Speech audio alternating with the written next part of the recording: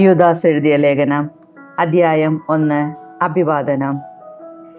യേശുക്രിസ്തുവിൻ്റെ ദാസനും യാക്കോബിൻ്റെ സഹോദരനുമായ യൂദാസ്, പിതാവായ ദൈവത്താൽ സ്നേഹിക്കപ്പെടുന്നവരും യേശുക്രിസ്തുവിന് വേണ്ടി കാത്തുസൂക്ഷിക്കപ്പെടുന്നവരുമായ വിളിക്കപ്പെട്ടവർക്ക് എഴുതുന്നത്, നിങ്ങളിൽ കരുണയും സമാധാനവും സ്നേഹവും സമൃദ്ധമായി ഉണ്ടാകട്ടെ. വ്യാജോപദേഷ്ടാക്കൾ, പ്രിയപ്പെട്ടവരെ, നമുക്ക് പൊതുവായി ലഭിച്ചിരിക്കുന്ന രക്ഷയെക്കുറിച്ച് നിങ്ങൾക്ക് എഴുതുവാൻ ഞാൻ അതിയായി ആഗ്രഹിച്ചിരിക്കുകയായിരുന്നു. അപ്പോഴാണ് വിശുദ്ധർക്ക് എന്നേക്കുമായി ഏൽപ്പിച്ചു കൊടുത്തിരിക്കുന്ന വിശ്വാസത്തിന് വേണ്ടി പോരാടണമെന്ന് ഉപദേശിച്ചുകൊണ്ട് നിങ്ങൾക്ക് എഴുതേണ്ടി വന്നിരിക്കുന്നത്. പണ്ട് തന്നെ ശിക്ഷയ്ക്കായി നിശ്ചയിക്കപ്പെട്ടിരുന്ന ചില ദുഷ്ടമനുഷ്യർ നിങ്ങളുടെ ഇടയിൽ കയറിക്കൂടിയിട്ടുണ്ട്.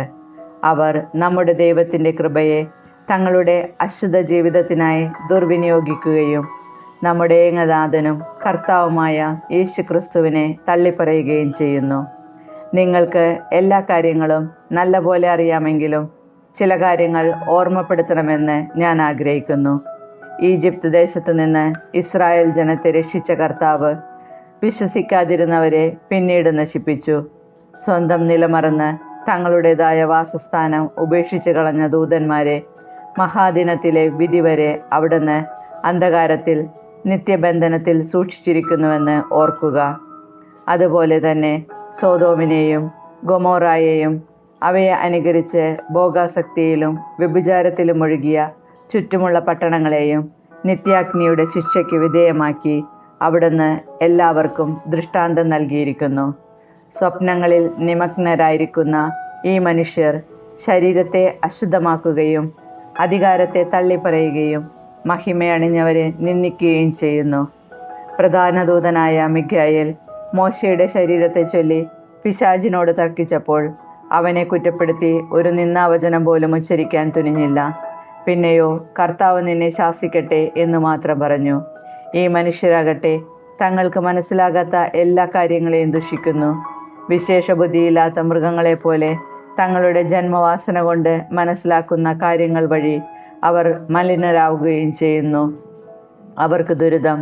എന്തുകൊണ്ടെന്നാൽ അവർ കായേൻ്റെ മാർഗത്തിലൂടെ നടക്കുകയും ലാഭേച്ഛ കൊണ്ട് ബാലാമിൻ്റെ തെറ്റിൽ ചെന്ന് വീഴുകയും കോറായുടെ പ്രക്ഷോഭത്തിൽ നശിക്കുകയും ചെയ്യുന്നു.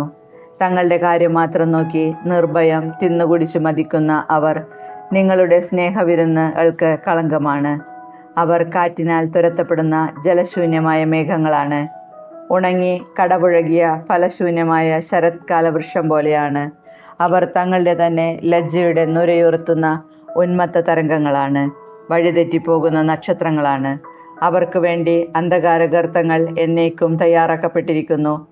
ആദത്തിൽ നിന്ന് 7-ാം തലമുറക്കാരനായ ഹെനോക്ക് പ്രവചിച്ചത് ഇവരെക്കുറിച്ചാണ്. കണ്ടാലും കർത്താവ് തൻ്റെ വിശുദ്ധരുടെ 10,000ങ്ങളോടുകൂടെ ആഗതനായിരിക്കുന്നു.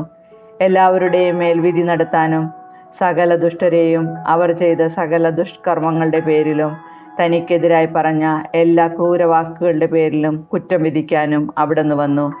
അവർ പിറുപിറുക്കുന്നവരും അസംതൃപ്തരും തങ്ങളുടെ ദുരാശകൾക്കൊത്ത വിധം നടക്കുന്നവരും വമ്പ് പറയുന്നവരും കാര്യസാധ്യത്തിന് വേണ്ടി മുഖസ്തുതി പറയുന്നവരുമാണ്. താക്കീതും ഉപദേശവും. എൻ്റെ പ്രിയപ്പെട്ടവരെ, നിങ്ങൾ നമ്മുടെ കർത്താവായ യേശുക്രിസ്തുവിൻ്റെ അപ്പോസ്തലന്മാരാൽ മുൻകൂട്ടി പറയപ്പെട്ട വചനങ്ങൾ ഓർക്കുവിൻ. അവർ നിങ്ങളോട് പറഞ്ഞിട്ടുണ്ട്, തങ്ങളുടെ ദുഷ്ടമായ അധമവികാരങ്ങൾക്ക് അടിമപ്പെട്ട് ജീവിക്കുന്ന പരദൂഷകർ അവസാന നാളുകളിൽ വരും. പരിശുദ്ധാത്മാവില്ലാത്തവരും കേവലം ലൗകികരുമായ ഇവരാണ് ഭിന്നിപ്പുണ്ടാക്കുന്നത്.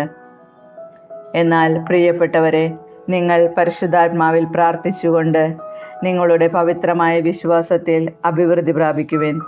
നിത്യജീവിതത്തിനായി നമ്മുടെ കർത്താവായ യേശുക്രിസ്തുവിൻ്റെ കാരുണ്യത്തെ ഉറ്റുനോക്കിക്കൊണ്ട് ദൈവസ്നേഹത്തിൽ നിങ്ങളെ തന്നെ കാത്തുകൊള്ളുവിൻ.